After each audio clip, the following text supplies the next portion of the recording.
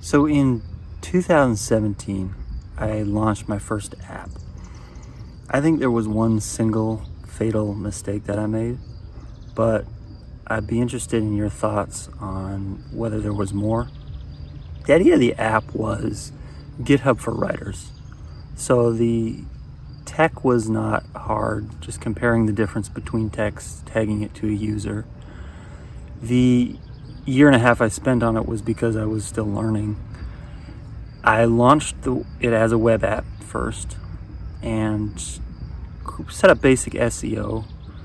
I advertised it a little bit on Instagram, where I drew memes at the time, and Twitter, Reddit, got into the writer community trying to promote it.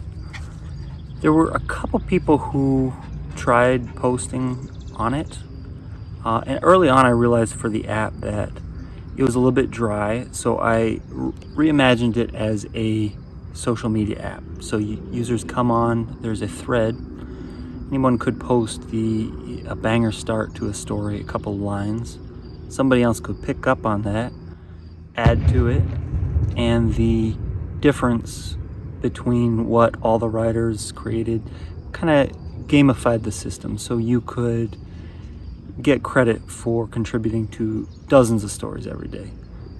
I thought it was a smash hit. The reason I think was because I got the idea from GitHub. I had recently started having to use GitHub every day for my corporate job, and I thought, if coders do this, the writer community is just as large. So this is a certified hit. I'm going to take off with this. There was significantly almost no traffic from search, Google, and that should have been a red flag to me right at the time. I kept promoting it on social media, and when I pushed it, I could get a few people to try. I started realizing, though, everybody that I tried to get to use this app had to be persuaded. It was like they didn't know that they had a problem, and I was trying to convince them that they had a problem that I needed to fix for them. If a writer tried this, I was convinced they would stay on. There wasn't a big enough community, though, to make it fun, and in promoting it, I had to fight for every single user I got on the platform. What I think is the fatal flaw in what I did was that I got the idea for that app from an existing tool. What I would do now, and what I've had some success with currently, is looking, Google searches, keyword research really, what are people searching for? What doors are they trying to find and trying to beat down to get a fix for their problem? I don't think it was that something like GitHub for writers is just a bad idea. It was a bad idea for a launch. And those are two different ideas. So you could have a great idea, but that doesn't mean it's a great idea for a startup.